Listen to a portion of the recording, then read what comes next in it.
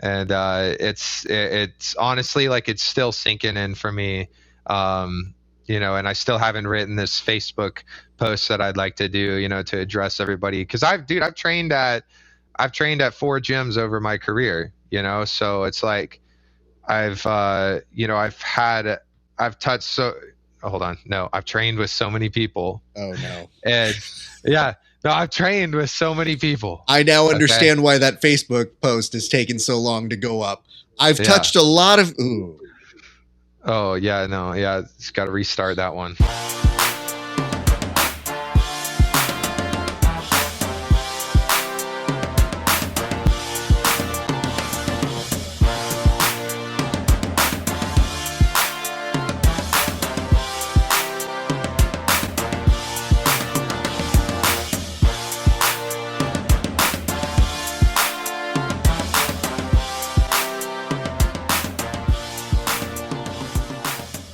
What is up, everybody? It is your friendly neighborhood BJJ podcaster, Rapid Sparsa, coming to you with another great installment of Grappling Hour. We have an excellent guest. We'll get to him in a second. But first, if you are not a member of Grappling Hour, we ask that you go to HY.PAGE /Grappling Hour and become a member. It's pretty simple. Get early access. You get to see these interviews 30 days before anybody else. Or you become a premium member where you can see exclusives, tape studies with UFC fighters and a lot of our friends in the Jiu-Jitsu community, as well as seeing all of the different types of podcasts that aren't available anywhere else. And what I mean by that is I don't put them anywhere else. There are certain episodes that are just for our premium folks. Also, if you want to be mad disrespectful and you're my kind of people, come join our Discord for Grappling Hour. There's a lot of stuff going in there, including you can put matches or some of your roles. We have a lot of our people going through there. There's a question of the day, all that sort of jazz. So I'm very excited for you guys to be a part of that. Now, as we're about to get into this interview, I got to say this about the gentleman on the other side right now. He's quite good. He's had an epic 2022. We're going to talk about all of that. But he also is somebody who, I don't want to say he's been evading me, but maybe he's been ducking me. I don't know why. I want to get to the bottom of it because he's a nice guy. We have a great rapport. And then he accused me. He had the gall to accuse me of ducking him when he went to Subversive and had an MVP run at that tournament. So to kind of increase the peace, I figured I would bring back friend of the show, Ryan Aitken, back to the show. Ryan, how are you doing, sir? I'm doing great, man. Just happy to be here, bro. Happy to get on the phone with you again. It is good to see you. Now, I should address some beefs. We'll get to why we haven't seen each other in a bit. But first and foremost, you were mad at me that I was making you wear clothes. I don't understand what that's about because you're in a hoodie, so it would stand that you want to wear clothes right now. Baby, you want me to take these clothes off? I'll take them off. No one is asking for it. Dude, they're coming off, bro. I swear. I want it. And listen, you're the one that's offering like a cheap date. Now, what I'm telling you right now is this. You were putting it on me when I just said like, hey man, it'll be this time. And you go, is it only audio? And I said, no, it's audio and video. You're like, oh, I have to put on clothes. So I guess that stands to ask the question, how often are you not wearing clothes then? So I prefer to walk around my house in the nude in the event that some surprise attacker comes in the door. I feel like it'll throw them off. So yeah, something I learned in self-defense tactics is to take your clothes off. It definitely gives you the element of surprise. I do get that. It's just I also see you regularly at the gym looking what we refer to as ADCC style, where you are not wearing a rash guard, to the point where I saw you the other day playing Mario Kart post-training. And then it wasn't Mario Kart. It wasn't. I fucking hate Mario Kart. Okay, then please correct the record, sir. Super Smash. It was Super Smash Bros. And we were having to play with these stupid little Switch controllers that like these hands, bro. These hands were meant for pain. Okay, not navigating these tiny little buttons on this this dumbass little Switch controller with no bumpers too. It's just stupid. Okay, but you were getting heated from what I saw. Like, does your competitive nature go into this? And more importantly, if it's such a stupid game, why are you getting so heated about it? All right. So like I'm sure every gym has the lower belts that they like to nip at the ankles of the lion in the room. And our gym is no different. We got a bunch of guys that just want to talk a bunch of shit. And it's always something, it's anything but jujitsu, like I gotta race this dweeb in the parking lot. I gotta play them in Super Smash Bros. I gotta do everything under the sun except jujitsu, because they're all trying to test every angle. Okay, but it seemed like they were successful in that test. So No. They weren't successful. Okay, my controller was bugged. These little Switch controllers, for some reason, it started making my Link run off the stage. So like, I don't know what happens. It just he starts running in the complete opposite direction, and then I fell off, and that was the last kill. Like that was the last life I had. So I was pissed. Yeah, I think he'd be pissed too. would you say that there was some illegal tampering of your controller? Is that what you're accusing here? Yeah, that could definitely be the case, and I wouldn't put it past them. People use steroids in jiu-jitsu. I think people will fuck with your controller in video games. Okay, I ask this for everybody who is highly competitive because I'm pretty famously not. I have a rule, my wife says it very nicely. You're only hyper competitive with 10 people in your life. So if I'm playing a game or I'm rolling with them, I'm usually pretty happy and like, oh, hey, you beat me. All right, no big deal. But if you're one of those 10, like, we're not going anywhere until I win. So I know that about myself. Having said that, what is one of the more embarrassing moments or displays of your competitive nature outside of jiu-jitsu that you kind of feel ashamed of, or that you kind of recognize like, yeah, that might be a little extreme? Oh God, I mean, several things, from dancing. I mean, I lost a race to one of my teammates before, like in the parking lot, and that was pretty embarrassing. Everyone was there. But I think the most embarrassing thing for me is I'll make a competition out of something where there might not necessarily need to be one. Exhibit A would be dancing at a party, right? And so here's the thing, like when I went to college, like the dancing, the styles were like they were like gliding, some like what do you call it? Like popping and shit. So there was like a style to it in college. And I picked it up and I was very proud of my footwork and shit like that. The moonwalk and all those glides, the crip walk and shit like that. And nowadays, like I went to a college party a few years ago because there was this girl I was seeing, and she was hanging out at the Life University college party, and I go out there, and I'm there for a girl, so I'm like gonna try to show up the all the guys in the area, and that's the wrestling team from Life University, so those guys are pretty big too. This ain't no pushover. And those college parties, by the way, dude, that's cool as shit. Like man, everyone's walking around just full lat spread, shirts off. You don't have to worry about that. And then they're like, yo guys, guess what I just found out? Track team's coming. Woo! And so we all found out like the track team is coming to the party and shit too. So pressure's on me as an outsider to try to show off, And I had some dancing skills from my day. But I go to get in this dancing circle with all these guys that have to be maybe 5 years younger than me. And it's ridiculous how much the dancing style changed over just like 5 fucking years, man. Now they're all doing this complete other shit. I mean, and now you got getting sturdy. Like what's going on today? It's called getting sturdy, right? But then like 5 years ago, it was like some other shit. You pull out like invisible guns and like I don't know, man. Like just yeah, things got so different. And it was embarrassing when it came my turn to dance. I'm just gonna say that it was fucking embarrassing. So let me ask this, because let's paint the picture here. You are amongst other bros, it seems like. So is it that you were not wearing a shirt in this competition as well? I can't. No, I think my shirt was on. My shirt was on. Okay. I'm not. Good for you. Because there was an image I had of you losing a dance battle, no shirt in hand, and they're like, get out. Take some protein and get out. You know what I mean? Listen, dude, we can't have you here anymore. Yeah, that would have been rough. Yeah, so yeah, man, college parties are pretty cringe when you're not in college anymore and you show up to them.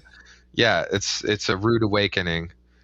But at least you had like a way to connect to the wrestling team because you're a quite good jiu-jitsu artist. So you're not just any slouch. Were you able to at least kind of shoehorn that in? Or at this Yeah, point, were you yeah, so yeah, deep in that you were like, yo, I don't even care about you guys. I got my target on this girl. yeah. No, I mean, like, bro, you put me in any room and I'll make friends, you know. I guess, but deep down, I'm competitive. You know, I want to be the alpha in the room. You know, I want to be the Chad. You know, like you can't blame me. I feel like a lot of us guys feel that way. You Yeah. know, deep down, it's this deep rooted narcissism. You know. You're just being honest about it. That's the only difference. Is you're the one saying like, yeah, I have no problem being this person. I know that about me. Yeah. Yeah. Like, dude, if I go to a party for a girl, yes, like I have to show up. I have to show off, you know, like I can't, I can't be the guy that's using old dance moves. I have, as the ghost of future Christmas, it does get worse. So I don't want to ruin too much for you, but I will tell you this: as someone who has a certain ability to move, and it is depleting as I get older. There are some people who go like, "Oh, I didn't know you had that in you," and I was like, "You need to know it when you need to know it. You will be See, told, that's, and you'll be shown it." But I don't act like I am the person who is that. I just am that person. there you go. That's the move right there. That's some alpha energy right there. That's what I'm talking about. You know, so I put it this way.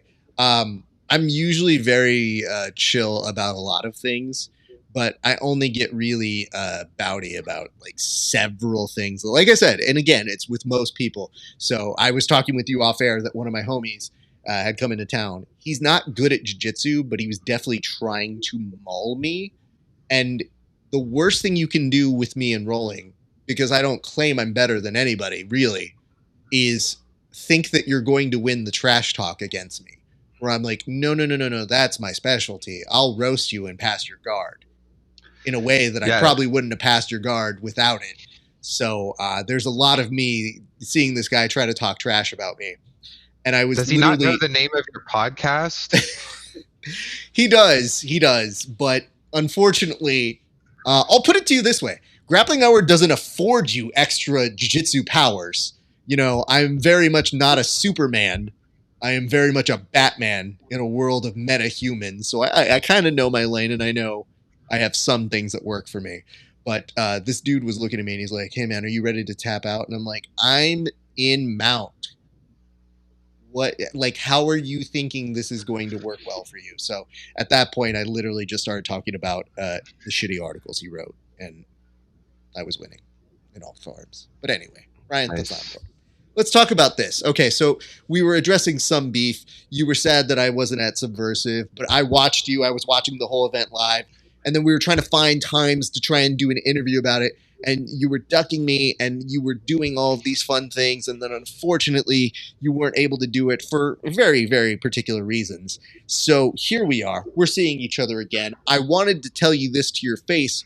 Congratulations on such a very, very good run at Subversive. You made a lot of things entertaining at that.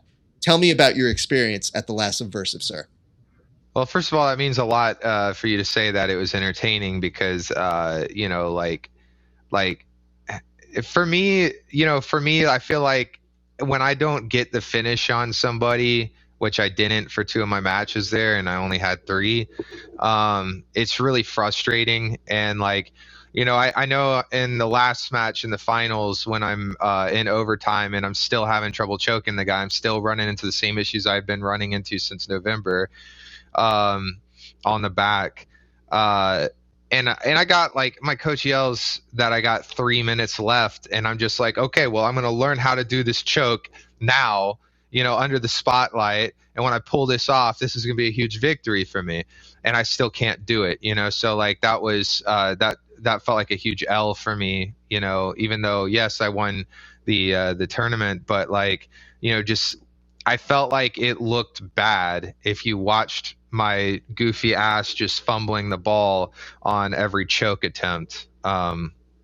So, you know, been a little bit of self-loathing since then. I think that athletes have a responsibility to demand excellence of themselves.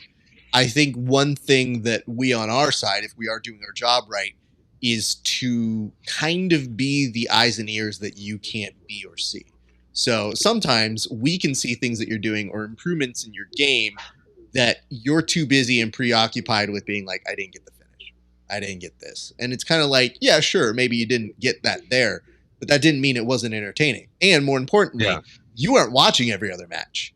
So Yeah. when I see, like, I thought at one point I texted Mike from Subversive, and I think there was this really spectacular back and forth match, and I think it was Zangief who had a match where he was really starting to throw strikes, and it was another gentleman. And I said, yo, that came alive. Like, it's hard to make CJJ work, but at one point they were pointing you out, and they're like, he doesn't use CJJ. And I was like, well, half the time he doesn't need to. Like, a lot of the shit that you do gets the response that you need without even the slap sometimes. So I think it's a very impressive showing, all the less. But I want to bring up this larger point, which is, to those of us at Subversive, the little that I do on my side, you have become like a solid performer.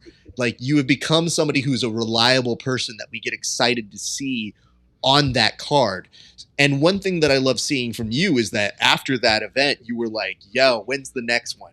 And you get excited for those athletes because you know they want to put on a show. And you're manifesting that energy to say, like, you know what? I didn't even get the performance I wanted to. Let's do it again.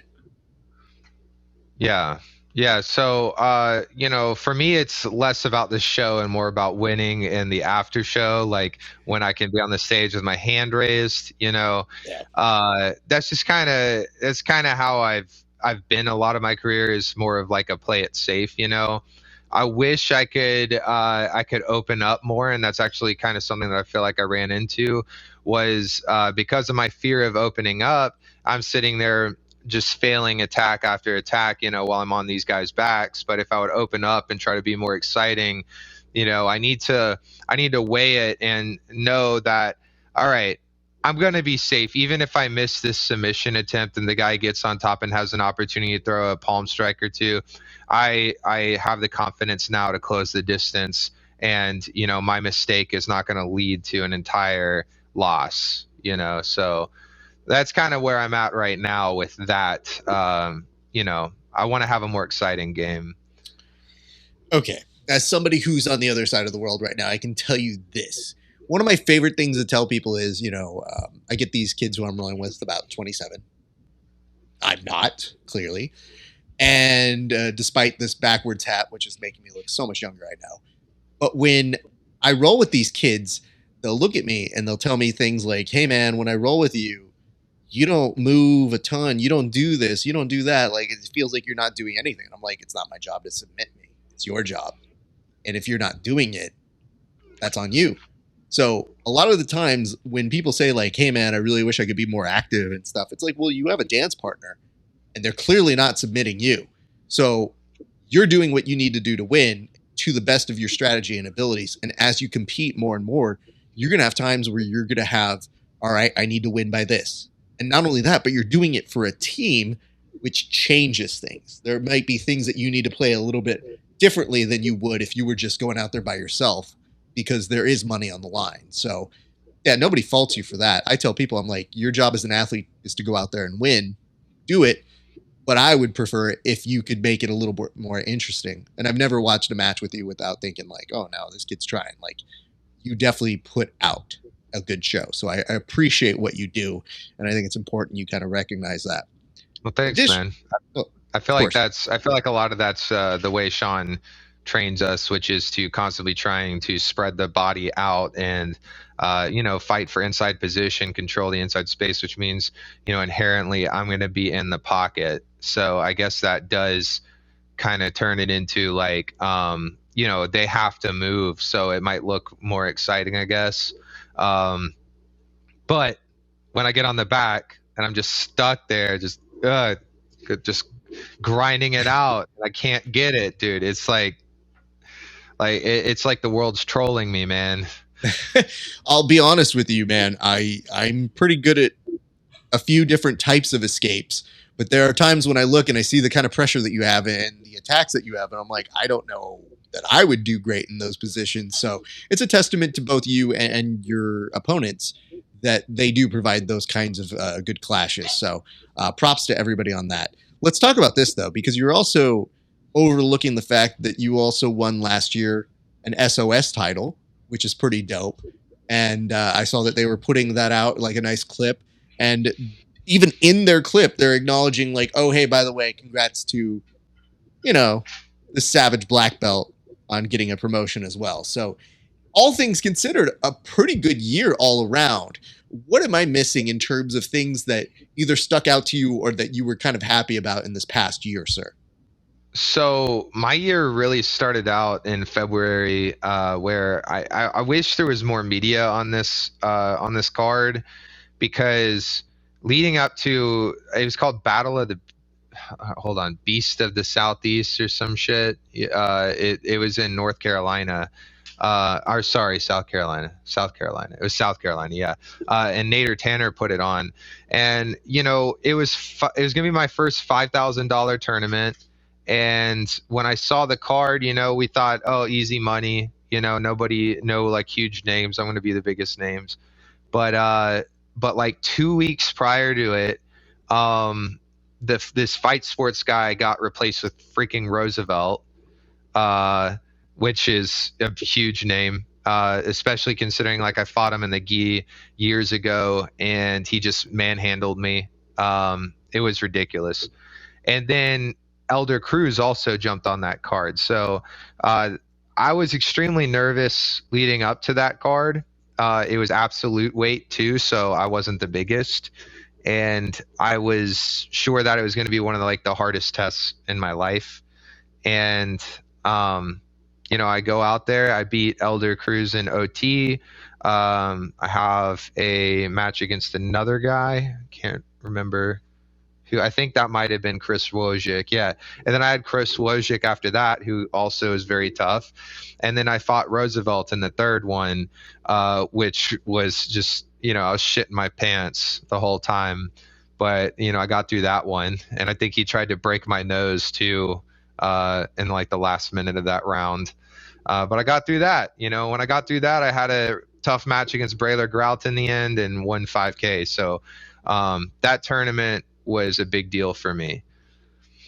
Why specifically do you feel that one was a big deal for you? Is it that it was such an elevated competition style? Was it the surprise of the fact that some of these people were jumping in that you knew were kind of savages in their own right? Like, what in specificness was it for you? Or do you even feel like it was a good display of where your jiu-jitsu is at this point? It was a better display of like my survival too, because I hadn't had to fight guys that strong in a long time. I primarily do a lot of tournaments at 185. Yes, it was nice that I didn't have to cut weight, but I'm fighting freaking Roosevelt, I'm fighting Elder Cruz, and those guys felt so damn strong. And I realized, okay, this is a real test of my technique and my skill and my strategies. And, again, listening to my coach, Sean, who told me leading up to it, he's like, I know you can beat Roosevelt, I know you can. I don't see why you're sweating this so much, and, for me, it's like, I have this image of this dude just ragdolling me like 4 years ago in the gi in Orlando. So, I was sweating that a lot. And I can't remember the last time I had this like moment where I had to rise up my fears. It's been a while since I had to do that, and that tournament definitely did it for me. That was one of the best rides home for sure. Congrats to you, man. That's actually a really cool thing to hear. And more importantly, I'm glad you're able to give some props to that organization, because I think I was aware of it because of you and Elder and the names that kind of got attached to it. But I didn't see a ton of like clips from it. I just saw your stories or his stories or other people's stories where I said like, oh, that's kind of cool. Like, I try to keep my my eyes and ears on almost everything, but more and more things are popping up, and to get that top tier talent, it just is a testament to what you were putting off that day. So that's pretty dope. Now talk to me about this, because as we mentioned, it started in February. What else happened after February? Because that's a good way to start off the year, but then we're kind of overlooking what other shit you were doing in that time. So that was February, and that was an EBI rule set. And then right after that, we start looking into a, let's see, I think it was April was going to be the ADCC West Coast trials, and I had lost the East Coast trials. So, I had to come re-show at the West Coast, try to take another shot for the ADCC. And I also, I think I had a tournament after that was EBI. So I ended up leaning away from EBI to focus on the ADCC stuff more, which is a lot of wrestle ups and scramble type situations, more body orientation stuff, because you want to prioritize position over the submission usually with ADCC. So, I just had to switch my training up a lot for that. And that's when I started picking up wrestling a lot more. And then, of course, going and competing at the ADCC West Coast trials, that was a sick experience. It's so funny, like how they're both very revved up, like hype, both the trials, but they have their own different like themes, which is kind of funny. You have like a casino theme, type jam going on over there on the East Coast, and then on the West Coast it just feels more like a show because you have Seth Daniels over there putting it on. And so it was great to compete out there. I fought some really tough guys. I caught my Mind Goblin signature move on my third match, so that was really cool. Can we stop here for a second? Yeah. So Mind Goblin, I don't always speak 10th Planet. I think we've covered at some point, I don't even speak the same language as Ryan Aitken, but I do want to ask, what the fuck is that? Everybody wants to know what the Mind Goblin is, and I tell them all the same thing. The idea is you're on mount, and you basically put them in. It's kind of like a Nelson, like if you're trying to turn someone over, belly down, by like I hike their arm up, and then I go around their head and I weave my fist into their armpit, and I kind of like straighten that crowbar up, and it kind of turns them, right? So when I do that, my balls are in their face. And so I say, hey bud, you mind gobbling these nuts? And that's the Mind Goblin right there. And yeah, it was great when I got to catch that at ADCC, and then Eddie Bravo was like, "Yo, what was that submission, man?" And I call it the Mind Goblin. And he goes, "Why do you call that the Mind Goblin?" I go, "Mind Goblin these nuts."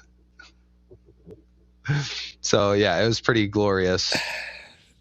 Ryan, it's so funny because there are so many. I made that for the white belts, though. I made that for the shithead white belts at my gym. I had to start putting them in that. And yeah.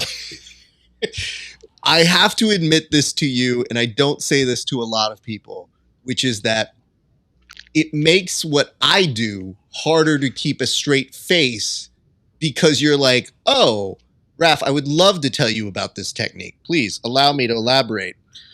See, my technique and form, it's all a ruse to get my balls in their face so that I may have this witty retort. And I think to myself, okay, maybe we don't belong on ESPN. Maybe we're not there yet. Oh, God, yeah. Just the thought of you saying that and getting some reporter, male or female, honestly, to be like, thank you so much for that. Coming up later on SportsCenter, anything other than this. So My God, these nuts, baby. I'll tell you this, I'll never forget it now. And it does give some aspirations to kids to come up with their own moves, because you can really name it whatever the fuck you want. But I think here's the good news. occasionally on my shows, we have played a game which is real or fake 10th planet name, where I'll yell something out and I'll see if somebody says like, that's not real. That's not a 10th planet. And it's like, actually, Meat Hook is a 10th planet. Wait, dude, I'm the worst guy to play this with. Please don't do this to me. This is going to be added to the list of embarrassing moments. No, I'm not going to put you on blast this time, but I will give you ample, I guess, time to prepare for when I do it in a future interview, because I feel like it's an ambush here, and I feel like I should be kind to. It is an ambush. Yes, my pants are down. Well, that was just because that's what you were doing on your own time. I feel like you're totally pulling off like the on a channel anchor man, where you're wearing the suit, but underneath is just you in some shorts right now. Yep, exactly. I guess I'm mind gobbling someone right now. No, I don't want to know that. I would like to tell you this, which is that's pretty dope that you're able to pull that off. ADCC goes pretty interestingly. You're able to pull off the Mind Goblin, which, yup. And I would ask this, because we're going to go to other competitive moments, but there's these like videos of you just going out in the wilderness and beating the shit out of somebody, where there's just a random mat, and it always makes me laugh, because I go, I don't know what to do with this, because it looks like, if you do the math, you go, hi friend, would you like to join me? There's a river down here, or a lake. And bro, that's how influencers work, bro. That's how influencers work. Get out of here. Like, well, okay, that's fine. Tell me your process, because when I see it, I have to hold everything back to not be doing the jokes I do about influencers to people who I know. So who is the mastermind behind this? Because some of those angles in the editing is quite good. I just can't get past the fact that you're like, hello, friend. Do you mind if I take these mats out and suplex you 15 times in a row for funsies? I'll let you do it to me, bro. That's how. That's how. But I gotta say, man, I appreciate that compliment. You just said the editing's really good, and your boy over here has been spending a lot of time on After Effects and Premiere Pro. So I am a compositionist now. Good for you. I mean, it shows like those are hard things to edit, and if you never do them, you don't understand. I think the one major advantage that athletes have in the editing bay is that they know the look of what the move is supposed to look like. The aesthetics aren't always there. Sometimes they just go like, hey, get the angle so you can see my knee here or my arm coming up this way. You have drone shots in this. You have trip shots that are kind of like these weird transitions in between scenes that I go like, yeah, I know what that's what you call a trip shot. Are you talking about like the kaleidoscope effect I used? Mm-hmm. So that's what you call a trip shot, because it's trippy. Yeah. Okay, I like that. I like that term. Is that an official term? Sometimes. I guess this is breaking a little bit of decorum, but I can tell you a little bit about the show I'm working on. One of the shows that I'm working on right now, the entire purpose of it is that you're supposed to find out who the celebrity or the person is. And so we send our stuff out to graphics guys, and they're supposed to come up with different ways to reveal. And they're very silly. Some of them are very fun. Some of them are a little bit hard to get. But we definitely have one that's like a mosaic kind of like effect. And we nicknamed it Kaleidoscope. And at one point I was like, it's not really a kaleidoscope. It looks a little different. Just call it a trip shot. So yeah, it's kind of a small industry term. I wouldn't say everybody uses it. But yeah, I mean, whenever I look at it, it's the best way to describe the goal and what you're looking for. I would ask this, how fucking cold is that though? Because you were just complaining that it's getting cold there, but you went there actively. Yeah, no, that was like 30 degrees. And I just... Why did you do that? Okay, so here's the thing was, I think I was training and my friend was like, hey bro, I grabbed this other guy named Ryan. He's like, I got Ryan and he's got his drone. You should come meet us up by the lake. And he already had his mats, right? And so I was like, God damn it, I got to drive 40 minutes. But, I told them I'd do it with them whenever they were ready, and they already had it all set up. So I was like, all right, fine, I'm coming. I got there like 2 hours late. The sun's going down. It's dark, it's getting dark. And, I just hop in their car and I'm like, all right, turn the heater on. We're blasting the heater. And I go, okay. What shot are we going to do? What moves are we going to do? We write them down on the notes and we're like, okay, let's go get it. Let's go pump it out. So we just go out there. I'm just like, fucking rip this shirt off. And I'm like, let's do this shit. And then, we got the drone flying around and, I've spent a lot of time on like social media stuff. So it was really trash when I had to turn to our drone guy and be like, hey bro, can we do this shot? Can we do that? I want to get the lake in the background. I want you to show where we are and then, get me, doing the move and stuff. So that was kind of like the first attempt of us doing like an environmental thing. And I'd like to do more like that. And yes, it's like, yeah, if you watched us clumsily like dragging this giant ugly mat out into the middle of nowhere, it probably looks goofy as shit. Yeah. But we're going to try to get some cool shots. I've seen some brands do it, and I think you and I have similar reference points. The thing that trips me up here is, again, I ask this because you're saying things like a producer. So I speak this language. This is perfect. This is great. You're not being bougie or silly or like the Instagram follower. Like, I get what that is, but you're just being very, very specific on the shots that you want. You have a vision. You're trying to make that happen. I'm with that.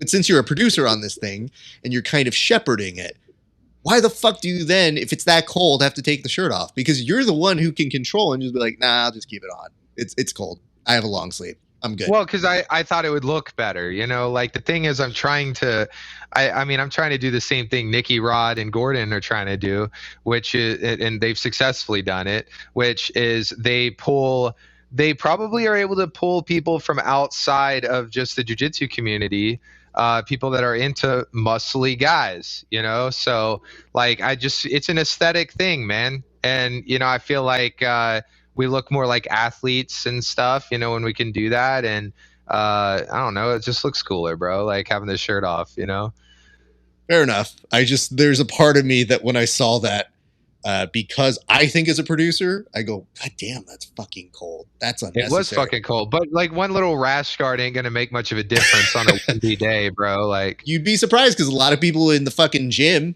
they're the ones that are like, ooh, I'm wearing my short rash guard today. I don't have my long sleeve. It's cold. You go, oh my God, I can't with these people. Yeah. Sometimes you just gotta suck it up, What a true commitment to your art, sir. So I commend you for that. And I love the fact that you're sitting there and you are the one that literally goes, get that fucking heater up now. Before I go out there, I want to feel fucking my face burning. And then all of a sudden when it hits, you're like, let's fucking go. And I go, all right. Yes, exactly. That's exactly it. Bro, I do the hot and cold baths all the time. So like, yeah. That's good. Good on you, sir. I would ask this though. Okay, so among those things, you do that. You do these fun projects. You're obviously, when officially did you get your black belt, by the way? So I officially got it after Elijah Carlton. Unfortunately, I think it went Chase.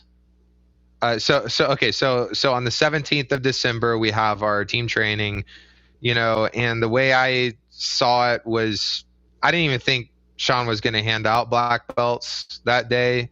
I feel like a lot of us like just kind of push that idea all the way to the back of our memory banks because like it's a lot to ask, to get a black belt from Sean. I feel like, you just got to prove a lot. And because it was going to be his first black belts.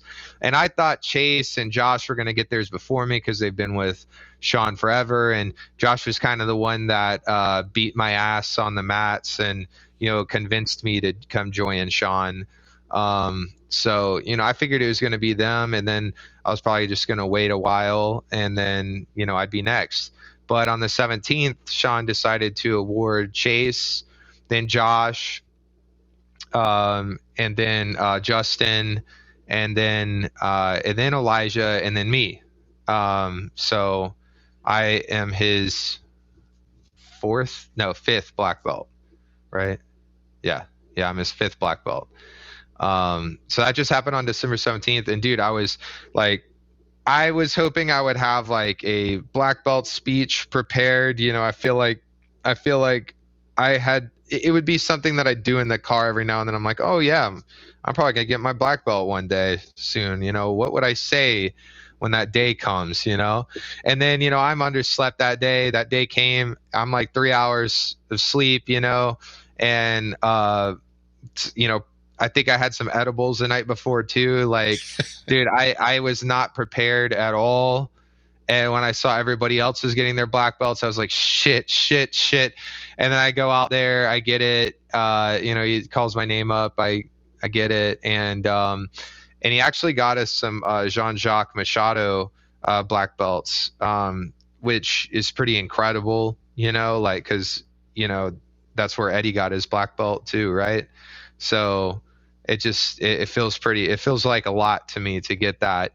And especially when Jean-Jacques himself said he sent like a box over with the belts in it, and stuff. I'm like, wow, that's freaking cool as shit, And then yeah, to get awarded it by Sean, who, it means a lot more to me than anybody else in my career that could have given me a black belt. Like I've met a lot of wonderful instructors, and I've been fortunate enough to train with a lot of awesome people, but like with Sean, it just felt really special because it's his first, and Sean's someone that just has a lot to prove on the scene, and he's doing it. And so yeah, it's incredible to be one of his first black belts for sure. I guess hearing what I'm hearing, first off, congratulations. I should probably, as a good interviewer, ask the following question. Do with it what you will, but do you want to try to give your speech? Because you've practiced it, and now... Right now is a terrible time. Why now? When the fuck do you think you're going to be prepared for it? You literally go to compete in the highest levels possible, and you're like, no problem. Nerves are okay. Meanwhile, somebody says, hey, here's a nice belt for your non-existent gi. You want to say a few words? And you're like, no, I can't. I don't know how. No, I mean, I did. I said some words and stuff, but I think one of the best things that I said would have been for sure that Sean showed me jiu-jitsu. Chase and Josh really showed me jiu-jitsu first, and then Sean taught me that jiu-jitsu, and that's something like no other gym has really done for me. I've learned good systems and stuff, ones that were mainly IBJJF oriented and stuff. But when I came to 10th Planet Atlanta, it was the biggest strike to my ego and pride that I probably have done in my entire life. And I was afraid to fight Sean's guys because I knew that they were going to tap me or make me look bad in front of my teammates, from my old gym. And from several gyms, and I felt like I had created like an image on the local scene. I wanted to represent Atlanta, and so I was afraid of fighting Sean's guys. But I just kind of, when COVID happened, I looked at myself in the mirror and I was like, well, what is the best decision I can make for my jiu-jitsu? And that is, of course, to go where it's difficult to survive, and like. And just put my ego aside and, take my ass beatings again, and that's what I did. And it actually ultimately paid off in the end. Like I knew it would. And so, like that's kind of the biggest change that I've had for myself going up to this black belt. And that's the difference between my what it would have been to get my black belt at my old gym and the black belt that I have today, is that I went through an entirely like new evolution of me fighting against my fears, you know? So that's why this black belt means the most to me. So then, having said all of that, what the fuck did you forget to say? Like, what happened in the car speeches that you didn't say in the thing? That's the whole reason I would even follow up on that. That's what I didn't really. I feel like I didn't really get that one out. I basically just thanked everybody in the gym and stuff, and I cried a little bit, but and said I've been through dark times, that type of stuff. But yeah, no, realistically, the darkest time for me was definitely staring. I wish there was like a more poetic way to say this, but it was like I was staring my at my at a future of shitty jujitsu. I was staring at it, and I could be comfortable and not have my ego get hit like today or tomorrow. But in the long run, I'm going to have the woulda, shoulda, couldas, and I'm gonna regret not taking that jump and stuff. And I was gonna ultimately be the one that is judging myself the most. So like, sucking it up and going and training there and stuff, of course, kind of like dampened that. Got me through that. But yeah. I think that's a very good sentiment. And it doesn't have to be poetic to resonate. So that's not a really big important. I think more people can understand that feel, especially if they've ever changed gyms or felt like, this isn't the right place for me. And I'm a big proponent of, when people tell me they want to train, I will put them at a gym that I think makes more sense for them, even if I want them to train at my gym or the places that I go, because I go, it's so important that you click and that you feel your jiu-jitsu is well served under certain folks or conditions or people, whatever you call it. So I understand that, and I get it. So, and more importantly, that still sounded fairly thoughtful. I just know that for a lot of people, their black belt speech, they build it up like it's their Oscar accepted speech. So in their head, they're like, and then I'm going to turn like this and I'm going to say, you ain't seen nothing yet, you bitches. And then you turn away and everybody applauds like, yeah, that's the best thing I've ever seen. And in actuality, it's a lot of people being like, I don't know why I came here, but I did. And, I just love you guys. Thank you. This means a lot. So I get it. Yeah. It was definitely an emotional day. I very much look forward to when myself, a heavily advertised articulate person, turns into mush when I'm like, yeah, I don't, whatever. Fuck me, right? All right, thanks, guys. This has been fun. I'm going to go get fat. See me there. And people are like, what did your black belt speech sound like? It was okay. Kind of phone that one in. But I also have the ability to do these kinds of shows where I can edit and look articulate at times. So I just always want to afford people to do that. But I think in your explanation, you hit on a lot of the things that I've heard you say about Sean to me personally. But I can tell you, as somebody who's talked to him about you at these events, I think it is very reciprocal. And I think you do know that, but you should hear it in that when we've talked, it's been like, man, look at his potential. Look at where he's going. I was telling him, like, at the last Subversive that I was at, I was like, hey, man, you're doing a good job with him. I think you need to keep it up. And we were talking shop, and it was all so positive and very warm about what you're doing and where you're going. So I know that getting a black belt, you can tell it means a lot, especially from him with the amount that you respect him, but it is purposeful. And I know that he very much believes in the direction that you're heading. So that's got to be a good feeling. Yeah. I mean, I can't dispute that at all, man. Like, when Sean says you're ready, and it's honestly like it's still sinking in for me. And I still haven't written this Facebook post that I'd like to do, to address everybody. Cause I've trained at 4 gyms over my career, so it's like I've touched I've trained with so many people. Oh no. And yeah, No, I've trained with so many people. I now Okay. understand why that Facebook post has taken so long to go up. I've Yeah. touched a lot of. Ooh. Oh yeah, no, yeah, it's got to restart that one. All right. Well, saved a Backspace, draft. backspace. Be on it tomorrow. Well, I mean, that's good. And listen, you can put that up at any time because now you're a black belt. You know, you're on black belt time. You do it what you do. Let's ask this, though. Because 2012 or 2022 was so good for you, what does 2023 hold in store for Ryan Aitken? So right off the rip, next weekend I'm supposed to do something small, like a team event with Josh and Chase, you know, and then some of the other guys, and it's just supposed to be something like chill.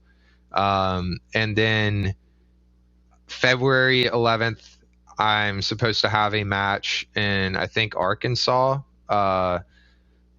Yeah, again, nothing like too big, but it's something to kind of start playing with what we've been working on over the last month or two, that I haven't really been able to use too much of in like Subversive and whatnot. And then I guess, you know, I got ADCC trials in October, of course. And then I'm going to have something, I'm sure I'm going to have some other things leading up to all that, but yeah, those are the three things I know for sure I'm doing right now. And let's ask this. What do you believe is the next step for you as a black belt? Because you're lining up these competitions and you kind of define what it means to you right now. But what do you think it's going to mean to you in about a year? I need to have more fights and victories like what I had with Roosevelt in February, which was, you know, it was fine. It was kind of like redemption for me.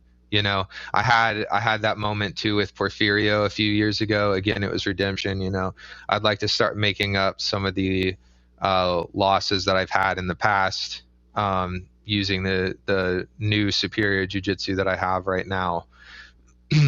So that's kind of the goal for 2023. And of course, I need to work on my social media more too. You know, I need to get more content out, more of those drone shots probably. So yeah, I got a lot of stuff on the menu for 2023. You know, and I'm going to be turning 30 next year in October. So, you know, kind of got to start picking up the pace, you know, with these high level tournaments.